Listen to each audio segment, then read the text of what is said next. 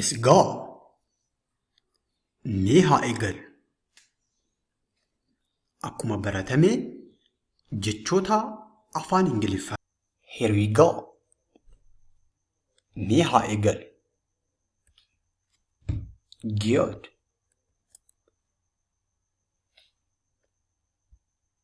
Mee haa bilchaatu. Haa bilchaatu. Haa bilchaatu. Mee haa bilchaatu jechuu yoo barbaanne nama tokkootiin afaan Ingiliffaatiin maal jennaa? Osoo gara waliin ilaaluutti hin ta'iin dura mee deebii keessan koomentii jala nuuf kaa'aa. Haa bilchaatu jechuu yoo barbaanne nama tokkootiin maal jennaa? You can try. What could we say? What could we say? Good. Great. If you say let it go. Let it go. Let it go. Yoo jettan argattaniittuu jechuudha. Let it go. Let it go. Let it go. Jechuu ni dandeenya jechuudha. Let it go jechuun mee haa bilchaatu yookiis haa bilchaatu jechuudha jechuudha. Mee haa bilchaatu yookiis haa bilchaatu jechuudha. Let it go. Let it go. Haa ta'u. Haa ta'u. Mee haa ta'u. Mee haa ta'u or haa ta'u jechuu yoo barbaanne immoo let ka jedhu kana fayyadamne let it be. Let it be. Let it be. Let it be jechuu ni dandeenya jechuudha. Let it be.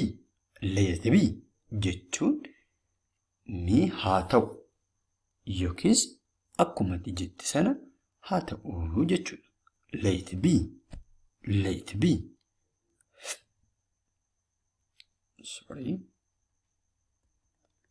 Gadi dhiisi yookiin haa deemu.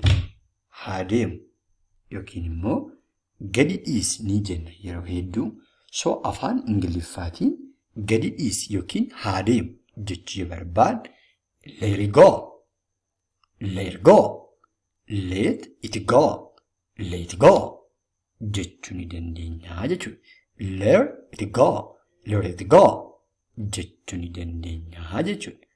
Let it go. Gadi dhiisi yookiin haa deemu. Haa deemuun dhiisi yookiis gadi dhiisi jechuu yoo barbaanne let it go. Let it go. Let it go jechuu ni dandeenya jechuudha. Good. Interesting. Haa qayyabatu. Haa qayyabatu. Haa qu'atu yookiis haa qayyabatu yoo jechuu yoo barbaanne nama tokkootiin let him study. Let him study. Let him study. Let him study. Let him study jechuu ni dandeenya jechuudha. Let him study. Let him study. Let her study. Isheen haa qayyabattu yookiin haa qayyabattu jechuu barbaanne immoo let her study. Let her study jechuu ni dandeenya jechuudha. Haa qabbanaa'u. Haa qorru. Haa qorru takka eegi yookiis haa qabbanaa'u ni jenna. Just daily life keenya keessatti jechoota akkasii kana hedduminaan ni fayyadamna. So mee haa qabbanaa'u. Mee haa qabbanaa'u yookiin immoo mee haa qorru. Haa qabbanaa'u takka eegi jechuu yoo barbaanne afaan Ingiliffaatiin maal jennaa? Let it cool. Let it cool. Let it cool. Let it cool jechuu ni dandeenya jechuudha. Let it cool. Let it cool. Let it cool jechuu ni dandeenya jechuudha. Haa qabbanaa'u yookiin haa qorru. Haa qabbanaa'u yookiin haa qorru takka eegi jechaa jirra jechuudha. Just wait for it. Wait a little bit. Let it cool. Let it cool. Xiqqoo eegii haa qabbanaa'u jechuu yoo barbaanne akkas jechuu ni dandeenya jechuudha. Akkas jechuu ni dandeenya jechuudha. Good. Good.